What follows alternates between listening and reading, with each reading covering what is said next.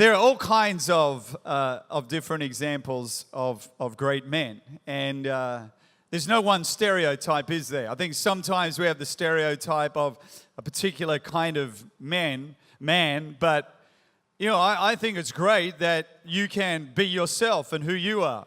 You know, some men are the more rugged, macho variety. Some men are more into music, poetry. Some are into intellectual science and the like. Other men are, you know, into mechanical deal and cars and motorbikes. I mean, men can be into a range of different things. And, you know, you're not a less of a man because you're one instead of the other.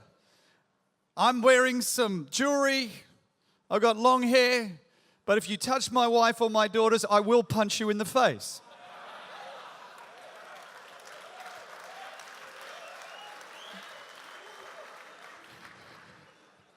Just a reality. My friend Chart in Pretoria wears shorts through summer and winter. Not because he has great legs either, just because that's what he does. Sponsored by Jeep, actually. I think he's one of their models. But you know, as men, there's all different kinds of, you know, things that we're into and what engages us and what we love and what our passion is, and that's great. I don't think you have to be one particular stereotype. But what I do believe is that inside every man, there is greatness. I believe God has placed something great, something significant inside of every one of us. Now, that doesn't, when I say greatness, that doesn't necessarily mean prominence. That doesn't necessarily mean fame. That doesn't necessarily mean that a whole lot of people know who you are, but you live in a way that is great and is an example to the men and the lives and women, those around you. That's what true greatness is.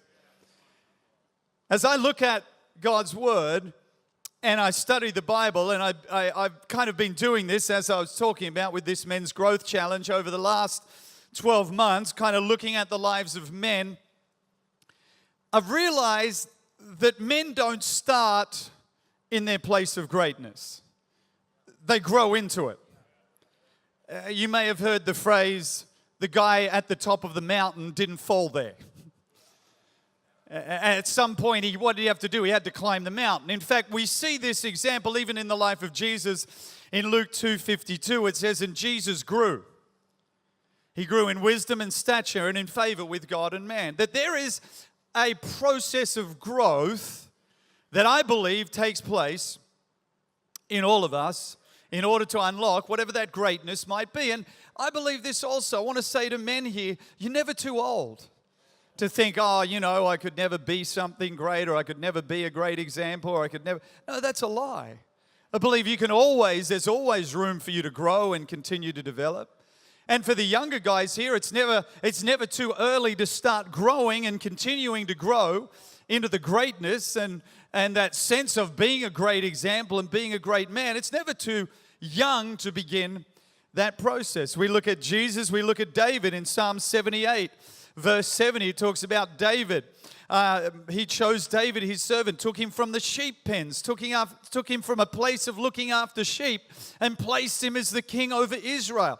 There was a process of growth that took place in David's life. There's a process of growth that takes place in your life and my life if we desire to step into the greatness that is on our lives. But what I've also realized about growth is painful. Growth is not easy. In fact, growth is often the opposite of easy. Because easy is just staying as I am, just keeping everything static, keeping everything the same. But I never progress, I never grow if I stay the same. Therefore, I need to understand that there will be times where pain, if I understand it, could be my friend because it could enable me to grow and become greater in areas of my life. This is why James would write, count it all joy when you experience various tests and various trials. Why? Because, can you imagine James? James is the brother of Jesus. Can you imagine growing up with Jesus as your brother?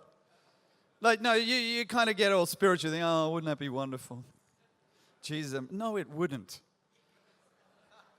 If you've ever had a brother who was better than you at most things, it would be so annoying. I mean, like, he would be good at everything. He'd be good at school, you know. I mean, the teachers would love him. And then you come in the grade after, and you're not that lovable. You know, and I mean, Jesus at home, that would have been so annoying. He would have always cleaned up.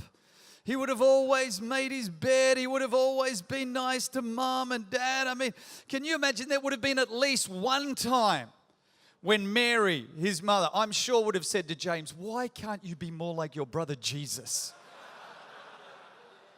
I mean, how annoying would that be? But can you imagine this? Can you imagine, like, going as James, going to a party wanting to impress the ladies when your brother is Jesus?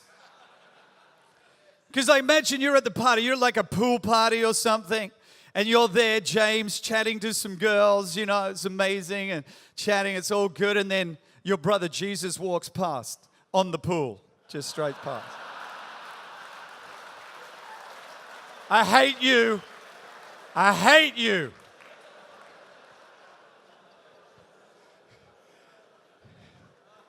It's got to be the most annoying, frustrating thing to have Jesus as your brother. Because he gets it right. I mean, all the time. But what I find absolutely amazing is that at some point in James's life, he recognizes that Jesus is more than his brother. He grows to a point where he understands that Jesus is his Savior, his Messiah. And here's what I've begun to understand, that if James could understand that his brother could be his Savior, that you and I can believe the same thing about Jesus and what he has done for every one of us and what he desires to do in and through our lives. But this requires, like James, like every one of us, a process of growth in understanding, a process of growth in recognizing who we are and who we're called to be. As I consider some more modern examples, I think about great men. Dr. Robbie mentioned Dr. Martin Luther King. I think of Nelson Mandela. I think of Billy Graham, the great evangelist. I think of leaders of, like Winston Churchill, who took out, led in a great way the English. And I think of Michelangelo, one of the great artists. And I think of incredible people like this who didn't start great, but achieved a level of greatness. Face challenges, face battles, face struggles. Think of my own Pastor Brian. I believe is an incredible example of a great man, but someone who, as he would say, didn't start with all that greatness just upon him, had to build and grow into it. Think of my own father, who may not be a prominent man, but is one of my great heroes, facing a tough battle right now with regard to his own physical well-being, but one of the greatest examples of a sacrificial man that I have ever had the privilege of knowing, let alone have him as my father. I think of the fact that every one of these men who we look up to, we admire, we aspire to, and I recognize that all of them had to make choices to grow. And then I consider, what is it that causes us to grow or doesn't cause us to grow? Because there are some men who are big men. And I'm not talking about their size, I'm talking about who they are, how they hold themselves. Some men can be small physically, but they can be big men. Other men can be big men physically, but they're small. Because they haven't grown and they haven't developed in areas of their lives. Let me illustrate this for you. Recently, I had the privilege with my family of, we were in Hillsong, Germany, and it was school holidays, and we managed to bring our kids up with us, and we were in Germany, in Constance, right below the Swiss border, where Zurich is. And so we decided we would take an extra week, and we would have a kind of a dream family week and go through to Italy to Lake Como. And so in order to do that, we had to drive from Constance across the Swiss border all the way through Switzerland, through the Alps, and down into Lake Como. And you're thinking, wow, this is incredible. What a romantic, amazing drive. You're probably getting a picture like this in your head. That's kind of the picture that you're getting of what our family drive. But I took a picture of what we actually drove in. Can you put that? That's a van. That's our van, our family van. And can I tell you, when we started the trip, we tried to take a family photo. It took like 10 minutes. Because someone's head was in the way of someone else's head, and then they got angry because they weren't in the photo the way they'd like to be, and then they didn't. Honestly, and we literally had an argument before we even started. I'm like, I'm not starting the car until we get to the family photo. And we stayed there for 15 minutes. And then we drove in the van through the Swiss Alps. It was so romantic. Actually, what was awesome is my kids had iPads, and so I forgot about them. And just sat with my wife and pretended we were in the convertible just driving through. It's all about what your imagination is, Dr. Robbie. I imagined that I was there just with her, but it was great. When we got there, here's the thing. When we got there, we arrived at where we're staying, and the lady who's showing us to our accommodation says, look, this is where you normally park, but you can just park up here because obviously you've got some bags, and so you can just park up here closer, and that'll allow you to get the bags out and put them in the apartment. It's a bit easier because some of the bags were quite heavy. 2 teenage daughters and a wife. Heavy bags. And anyway, let's keep going. So we're doing this, got the van doors open, grabbing the bags, help me Jesus, carrying bags. And as we're moving the bags, some guy who is also staying in the apartments pulls up in his Range Rover with a German accent. No disrespect to my German friends. Pulls up, winds down his window and says, "You can't park there." I don't know whether that was Afrikaans or whether that was German. But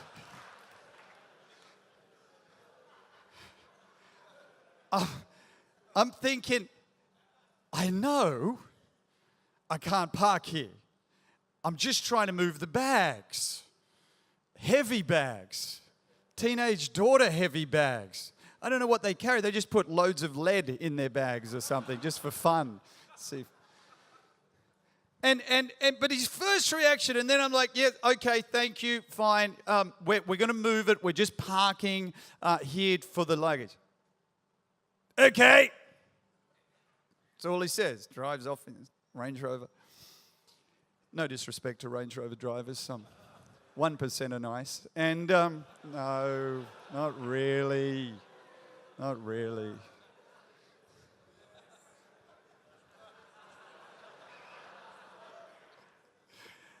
And I started to think, here's this guy turning up, seeing a family unload their vans. And his first response is, what you can't do. And I started to ask, why do we do this? Not, hey, hey, by the way, great to have you here. Enjoy your stay. Sure, you're gonna have a great time. Or none of that. Just you can't do that. And I started thinking, why do we do this? Why, as men, do we get worked up about these certain things? That in the grand scheme of things, did he still have a parking spot for his Range Rover? Absolutely. Was it going to affect anything about his day? No. But was he frustrated about it? Yes. And I started thinking, why is it that we get like this? Why is it that we get frustrated? Because I find that when we are small on the inside, we fight about things. We see small things as big. and they don't really matter, but we think they matter. You know, and I see this happen a lot, and even when we're driving, and my oldest daughter now is learning to drive, and that's another prayer requirement. But as you know, she's driving, you know, occasionally someone will get ticked and they beep. And I'm thinking, why does that matter? Why do you have to beep like that? Because if someone gets angry, I realize this. Someone gets angry at me because I did the wrong thing, didn't mean it, sorry. Beep at me, beep, beep. Well, gee, I must be a bad person. But you know what? After they've beeped at me and I've stopped the car, I've checked my bank account. Guess what? I still had the same amount of money in the bank account. Because I thought they've beeped at me, so I must be a bad person. Everything's fallen apart. I called my wife. She still wants to stay with me. My kids still loved me. Even though someone had beeped at me for driving the wrong way, I was still able to pass to the church. Do you realize what I'm saying here? There are little things that we make big things that don't really matter, so we have no room for the big things that would cause us to grow and become bigger people. We've got to learn the principle of saying, I am no longer going to get overwhelmed by small little things that don't really matter. Because we end up getting so caught up in these things, and these things are not the big things. What things get you worked up that shouldn't? Your wife beating you at Scrabble. Your wife beating you at anything. Your sporting team losing. Now, listen. I'm as passionate as the next guy about my sporting team. But can I tell you, and I'm sure in our rational mind we understand this, but maybe in our small whatever that rises up we don't. In our rational mind we recognize that these are just young men playing sport to the best of their ability. And guess what? Whether they win or they lose, it's not going to affect a whole lot of things in your marriage, with your kids, with the economy, with the big issues of life. It's not going to affect it.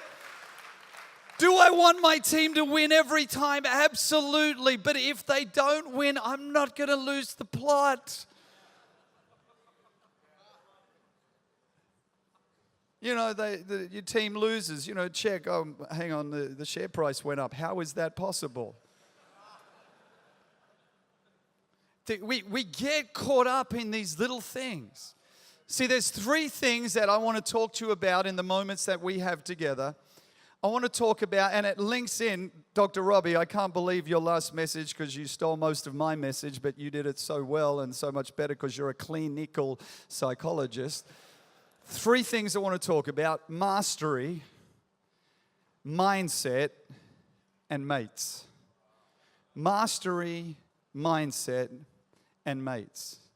See, if we think about the football analogy and the whole idea of the sport, our identity gets caught up in our team winning or losing, and we need to get a bigger perspective on life. See, here's the thought. Secure men can accept defeat and still know they're a winner. Secure men can accept defeat and still know they're a winner. There are some battles I'm not going to win. And there are some battles it's not worth fighting. Because I know within myself, I'm still a good guy.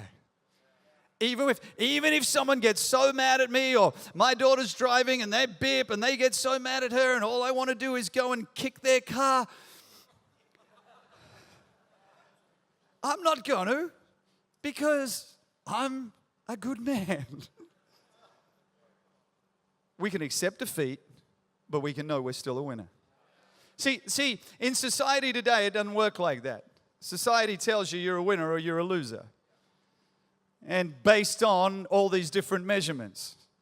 based on, how much money you have, based on what you can lift at the gym, based on, your family situation, based on your academic record, based on all these different things that try to measure you in a certain way. And can I tell you, hey, aspire to have and do well in these areas, but what is more important is what is going on inside of you than any of those outward measurements that the world will try and use to describe and to position you somewhere. You don't have to allow some outward measurement to position you and determine how you see yourself. You can determine how you'll see yourself from what's going on the inside of you. That truly determines who you are and who you're going to be.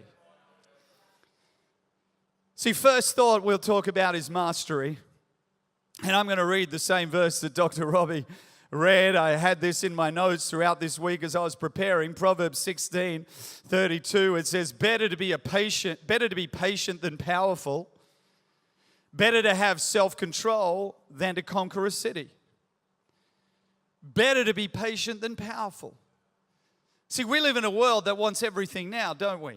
We want to have everything now. We want to achieve everything now. And we get so frustrated if we haven't achieved and we haven't succeeded and we haven't done certain things within a certain timeline. Can I tell you, one of the key elements to any area of success in your life is a thing called patience. And when you build patience into your life, when you play the long game in certain aspects of what you're doing and developing, can I tell you, you will ultimately succeed and achieve great things. But when you get impatient, you know what you do? You cut corners. You take shortcuts, you try things that you know may lack integrity, but you're trying them. Why? Because you want to impress someone or some group of people and show that you're really great and acceptable and all the rest of it, but you are already. You just got to decide, I'd rather be patient. I'd rather develop a long-term strength than have a short-term win that's going to cause long-term damage. Better to have self-control than conquer a city. See, here's the thought, and Dr. Robbie was sharing about this. Learn to master your spirit, and you'll master your future. Learn to master your spirit, and you'll master your future. I absolutely believe that. And sadly, I don't think we see too many great examples of this anymore. We see more and more men going in one of two directions.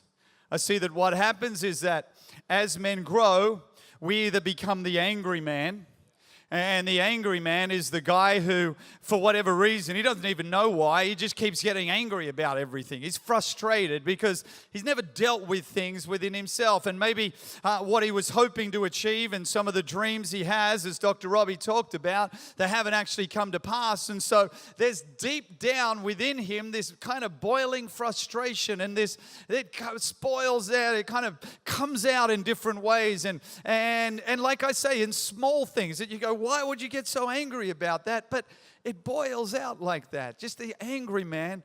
Or the other direction we go, if not that way, is often as men grow, they go in the passive direction. The passive man is the man who is no longer prepared to fight for anything. Passive man is the man who kind of keeps to himself. He's kind of emotionally detached himself from everything around him, and he tends to just sit back on the couch and he'll watch his sport and he'll maybe do a few things in the garden, but he's disconnected from his marriage and the relationship and the way it was. He's kind of there, but he's not there with his kids. He's there with his work, but he's not there. He's disconnected himself, and he's become the passive man, just going through the motions. See, I don't believe that's the plan that God has for any man. He doesn't want to see you angry and frustrated and kind of, blowing your fuse at everything and anything. And he doesn't want to see you passive. I believe there is a call of God for every man that sees you as someone who can fight for what you know are the right fights, and who can resist the things that don't really matter, and who can stand and master yourself so you can master your future. Understand who you are. See, the goal of this conference, I believe, and the goal of God's heart, is to see every one of us step forward. Just take one step forward in an area of your life, and then keep taking steps forward in different things that God is pointing into your heart, and say, you know what, I'm just going to develop, and I'm going to get better in this area, and I'm going to work on this area. And together what happens as we collectively do that, we collectively grow, and we collectively start to see and achieve great things. If you're a part of our church, you would know that I constantly speak about the fact that we are called to build a church that helps build a nation. If we are going to do that, then we need men in all areas of life to step up and be great men. Men in Pretoria, in Johannesburg, in Cape Town, Mitchell's Plain, Stellenbosch. Hey, wherever you're from, you know what? God wants you to grow and become a great man. We need great men if we are going to see this nation become what God has called it, I believe, to become. We've got to step forward in that. Sadly, I see men who end up crushed by difficulty or disappointment, maybe by injustice, maybe by betrayal or pain, maybe failure, loss, or regret. All these things happen to all of us. It's called being human. It's called life. But men who step forward are men who don't allow these things to crush them or to crush their spirit, but have the ability to say, no, I'm not going to live under that. I'm going to rise up because of who God has called me to be, and His Spirit at work in me is going to cause me to be someone who continues to grow and move forward. See, how do you do that? Well, I believe it comes down to this simple statement. And if you're taking notes, you know, you've probably written this before, but I want you to write it down. It's simply this: I have a choice. If you're going to master yourself and master your future, you have to believe you have a choice. When you no longer believe you have a choice, you become a victim. You become a victim to everything. A victim to everything around you. A victim to what has happened to you, a victim to whatever it might be. When you no longer believe you have a choice, you become a victim. You need to believe you have a choice. I believe you have a choice. I've talked to too many men in South Africa who've come from all different backgrounds, all different cultural backgrounds, all different racial colors, skin colors. I've talked to men from all different backgrounds, and I've found men who have chosen to be great, who didn't start with anything. I've chosen men who had far more opportunity. I've seen men who had far more opportunity than other men who've continued to choose to be great and to allow what they were given to enable them to be a blessing to others. And then I've seen other men who talk about all the reasons why not. Literally saying, if you will, I don't have a choice. Recently, I was having dinner with a friend of mine. We've been friends for years, and we were discussing another friend, a mutual acquaintance of ours, and my friend said to me, he goes, and we were talking about his situation, and my friend said to me, he goes, yeah, but what choice does he have? And I got indignant, because I'm like, are you telling me this guy has no option? I'm like, I don't believe that. I said, you got to realize this is not someone who grew up in abject poverty. This is someone who is degree qualified, who has a high-paying job, who comes from a good family, and you're there telling me that he has no choice. That is a lie. He has a choice, and every one of us have a choice. And maybe, I'm not saying it's going to be easy, but I am saying you can make a choice from this day forward about how you're going to lead your family, and how you're going to lead your marriage, and how you're going to lead your kids, and what courageous steps you're going to take to move forward into the future that you are called to have and to be. God has a future for you, I believe, of significance, and you can make choices toward that. It's your choice. The passive man, the angry man, they all have a choice.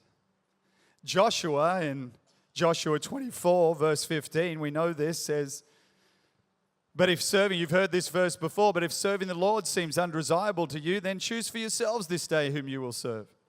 Joshua is talking to God's people and saying, you have a choice. Who are you going to serve? Whether the gods of your ancestors served beyond the Euphrates, or the gods of the Amorites in whose land you are living. But as for me and my household, we will serve the Lord. Joshua makes a choice. It's not a warm, fuzzy feeling that Joshua has. His mum didn't tell him to do it. He's not saying it because my dad was, I praise God I have a dad who's a great role model, but some of us haven't. Guess what? Joshua doesn't refer to his father. Joshua doesn't refer to his mother. Joshua isn't saying, well, my mentor said this. Joshua is making a choice as a man for himself about how he is going to choose to live. And at some point, we as men have to recognize that our future is in our hands and we can make a choice. And this is very freeing. This is very releasing. Because as long as you believe you don't have a choice, you're controlled by someone else. And I don't believe that is the way you were designed to live. I don't believe you're designed to be victim to someone or something. You have a choice. The second thing, if we're going to continue to grow and move forward, is our mindset. Mastery, you have a choice, and your mindset. I believe this. I believe there's more in you than you know. I want to say to every man here, every man in Pretoria, every man who's listening to me, there is more in you than you know. There is more in you. Let me say it again. There is more in you than you know. There is more capacity in you. There is more kindness in you. There is more generosity in you. There is more strength in you. There is more wisdom in you. There is far more in you than you know or you're experiencing right now. But it's your mindset about whether you believe that and whether you step forward in that or not. There is more in you. There's a verse in Isaiah that I find fascinating, and it's Isaiah chapter 3, verse 6 and 7. And I just was reading through this in my one-year Bible, and I read it, and it was probably one of those verses I've read before, but this time it kind of struck me, and I highlighted it. And here's what it is in Isaiah 3, verse 6 and 7. It says, in those days, a man will say to his brother, since you have a coat, you be our leader. Take charge of this heap of ruins. But he will reply, no, I can't. I don't have any extra food or clothes. Don't put me in charge.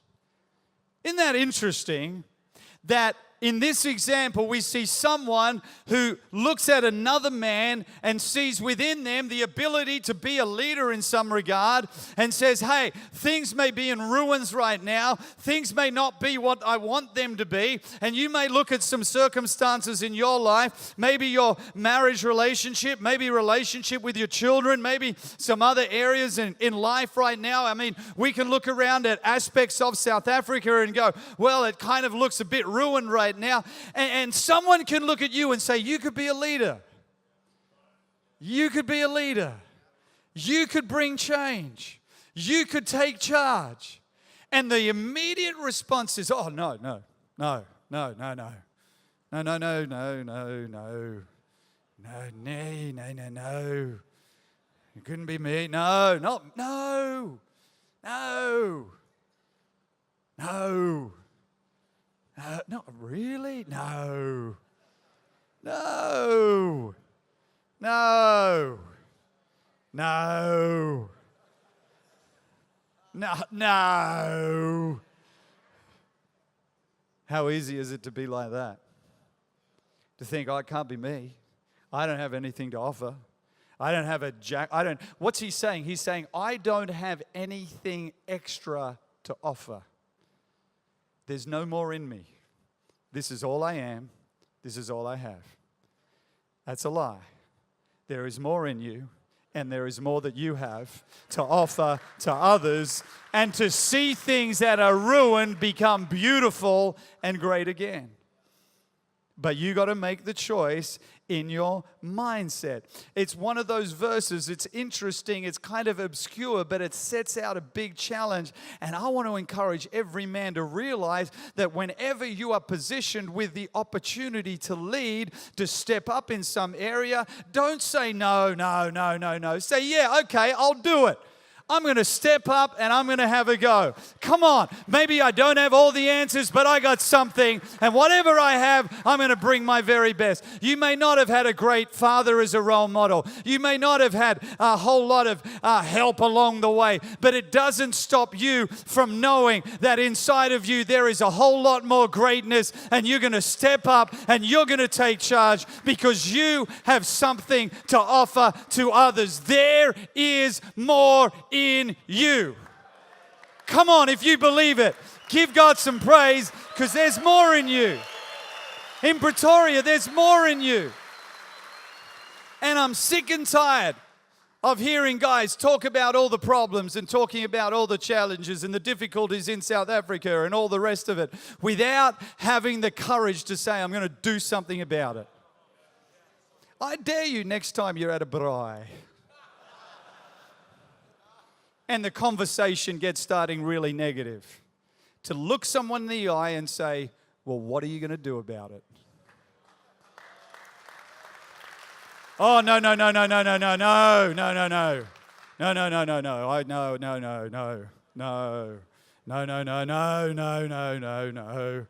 no. Let's just eat some boerewors. Lekker brew.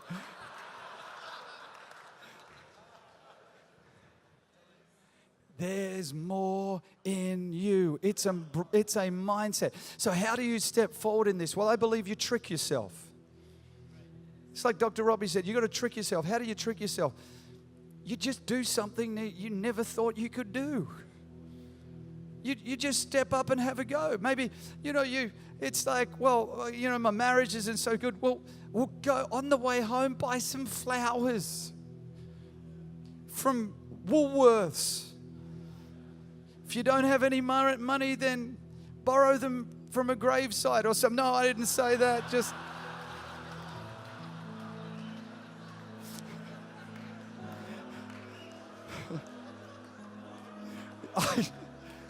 strike that from the notes. Do something you wouldn't normally do. If you want to get a bit healthier, do something. Trick yourself. Don't tell yourself you're going for a run, just go for a run. Then tell yourself when you got back, that wasn't so bad. When in different areas of your life, sometimes you just got to trick yourself into doing things. Just get up and do it. Just give it a go. Just try. Because momentum builds into your life when you start to make good and positive choices. And it doesn't happen all at once. It just happens one step after the other. You can build momentum into your life by consistently making decisions that push you out of your comfort zone and into the faith zone. Constantly making decisions. I did 100 push-ups this morning. Thank you. I didn't do them all at once. But I tricked my body. I did 10, then I went downstairs, opened the curtains, did another 10, went for a walk with my daughter and the dog, did another 10, came back on the walk, did another 10, saw someone as we were walking by, my daughter's just standing there counting, and I'm doing the wave at them, and might do another 10 now, let's just see.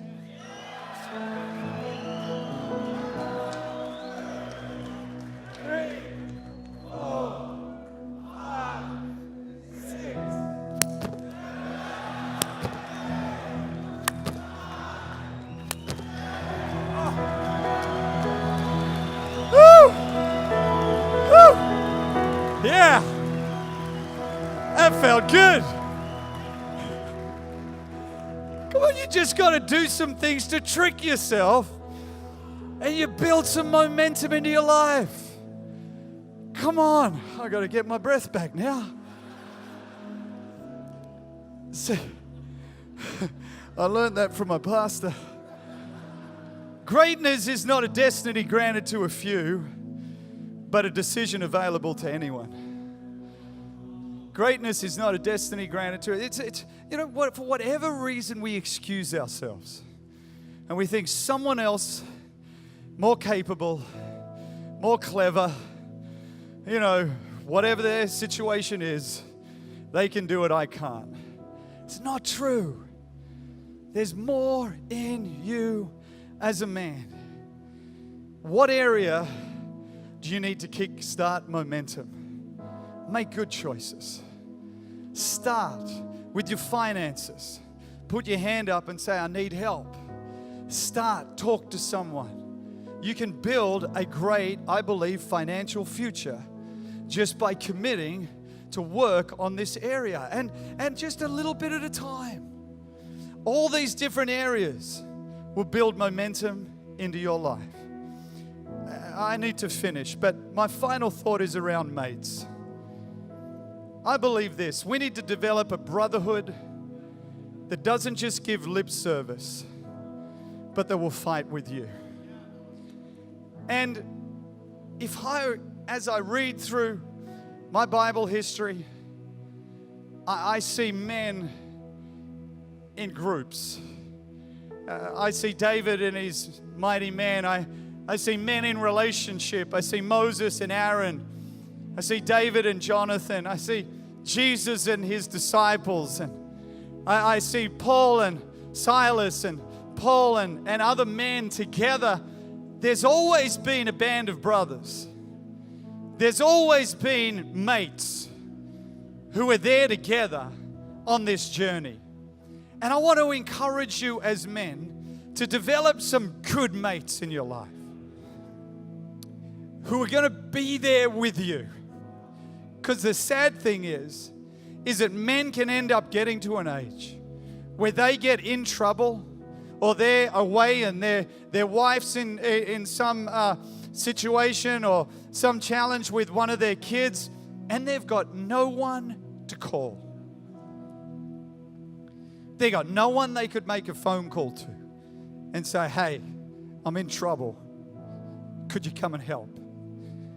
We need other men who will say, hey, I'll be there. I'll be there. I'll be there.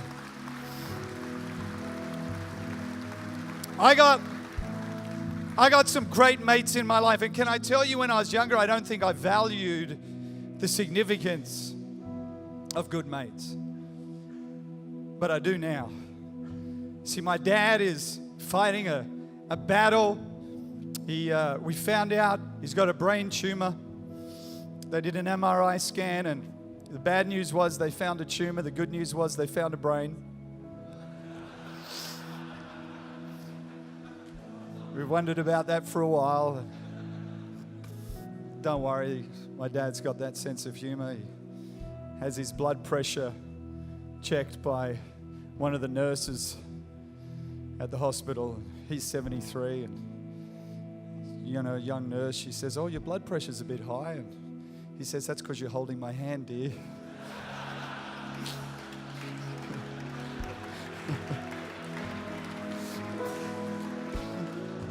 He's a legend. He's full of faith, and tumor's been removed, and he's got these staples on the side of his head, and tells some young guy who's pushing him down in a wheelchair. He says, you know what this is? And the guy's like, no, what? He goes, they put a chip in here and I'm recording everything you say, so be careful.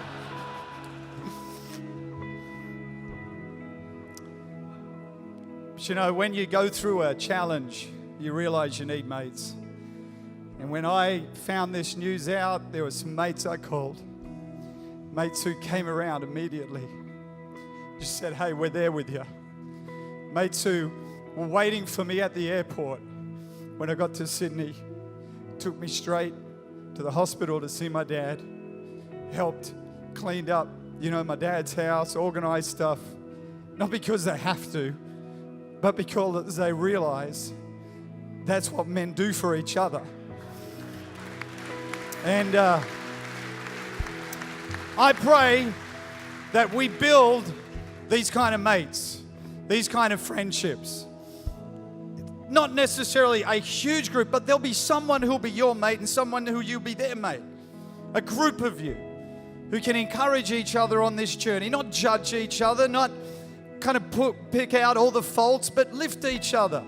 A no judgment zone where you can talk about what's real and what's going on in your life and the challenges you're facing, but they're going to help you to get better. And they're going to encourage you and they're going to remind you there is more in you. You can overcome. You do have a choice. There is greatness that God's put inside of you, and you begin to believe it and you begin to step up and start living the way you were just destined to live. So I want to encourage us to be these kind of men. Men who make choices with regard to the mastery of our lives, with regard to our mindset, what we believe about ourselves. And men who build mates around us, who are on this journey with us, encouraging us along the way. Let me finish with this verse from Thessalonians, because I love what it says. So friends, take a firm stand. Feet on the ground and head high. Keep a tight grip on what you were taught, whether in personal conversation or by our letter. May Jesus himself and God our Father, who reached out in love and surprised you with gifts of unending help and confidence, put a fresh heart in you, invigorate your work, enliven your speech. We're called to be those kind of men who are committed to a brighter, better future for our lives, our families, our cities, and our nation. Come on.